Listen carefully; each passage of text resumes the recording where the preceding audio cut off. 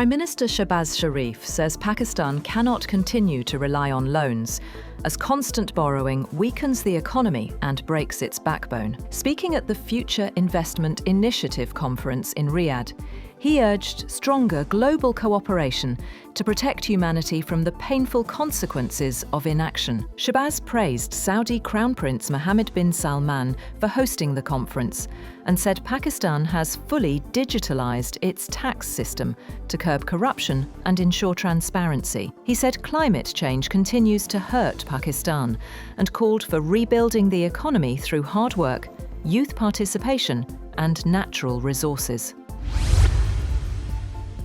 Pakistan and Saudi Arabia have launched a new economic cooperation framework, reaffirming their shared commitment to boost trade and investment ties. The Foreign Office says the framework was agreed upon during Prime Minister Shehbaz Sharif's meeting with Saudi Crown Prince Mohammed bin Salman on the sidelines of the Future Investment Initiative in Riyadh. The initiative will focus on strategic, high-impact projects in economic, trade, and development sectors, with a strong emphasis on private sector participation and expanding bilateral trade. The third round of talks between Pakistan and the Afghan Taliban in Istanbul has entered a decisive stage after nearly 18 hours of continuous discussions.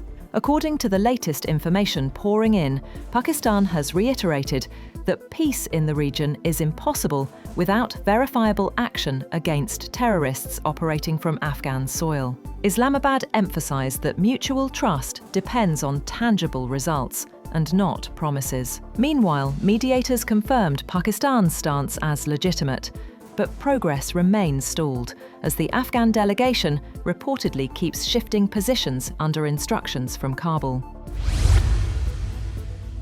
The Punjab government has ordered strict action against foreigners residing illegally in the province, with new directives for police to register cases against those renting houses, shops, or petrol pumps to such foreigners. Chairing the 6th Law and Order meeting, Punjab Chief Minister Maryam Nawaz directed senior police and revenue officials to file daily reports on rented properties, while mosque announcements will help identify illegal Afghan residents. The meeting was told that 5 cases have been registered in Hanawal and 45 holding centres have been set up to house and repatriate illegal Afghans.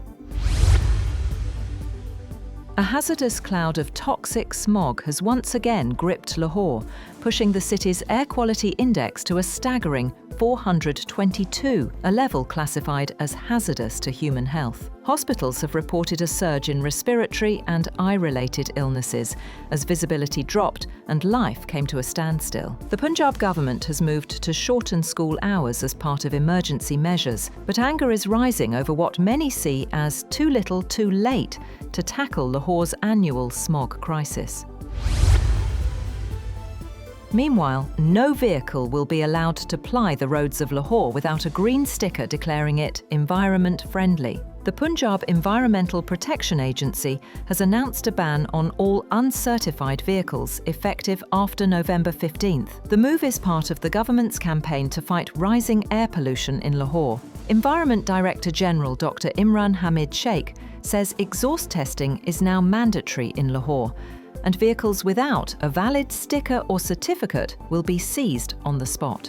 The EPA has launched its toughest anti-pollution campaign yet, enforcing a zero-tolerance policy on polluting vehicles.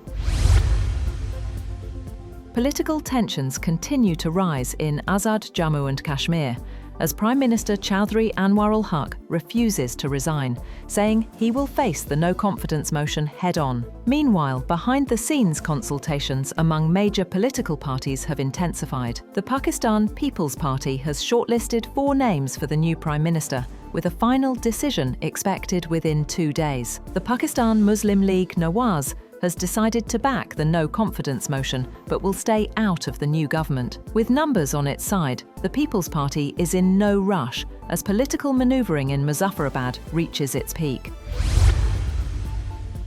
The World Bank has urged Pakistan to stay aligned with the IMF programme and continue reforms to maintain stability. Global Lender warned in its latest assessment that Pakistan's fiscal deficit will stay high at 5.4% of the GDP this year, while debt will remain around 75%. The bank also called for a market-based exchange rate and stronger social protection, noting that flood damages continue to strain the economy. The World Bank says Pakistan's 3% growth is too slow to reduce poverty or create enough jobs. It projects only a slight drop in poverty to 21.5% this year. Meanwhile, inflation is expected to average 7.2%. The bank urged reforms in taxation, trade, investment and governance to achieve faster, more inclusive growth. Pakistan's fiscal indicators have shown remarkable improvement in the first quarter of the current fiscal year. From July to September, tax revenue increased by 12.5%, surpassing 2,884 billion rupees.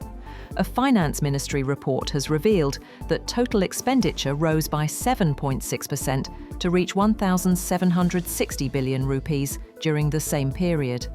Despite this increase, the government recorded a fiscal surplus of over 1,509 billion rupees, a significant turnaround compared to a fiscal deficit of over 648 billion rupees in the corresponding period last year. Pakistan has offered Bangladesh access to the Karachi Port Trust, allowing Dhaka to expand its trade network with China and Central Asian countries. The offer was extended during the 9th Pak-Bangladesh Joint Economic Commission meeting held in Dhaka, the first such meeting in 20 years. The session was co-chaired by Pakistan's Petroleum Minister Ali Pervez and Bangladesh's finance advisor. Gold price in Pakistan has witnessed the biggest drop in history in a single day, following a decline in the global prices of the yellow metal. The price of 24-carat gold fell by a massive 14,000 rupees per tola, bringing it down to 416,362 rupees. On the international front, gold dropped by a huge $140, reaching $3,940 per ounce.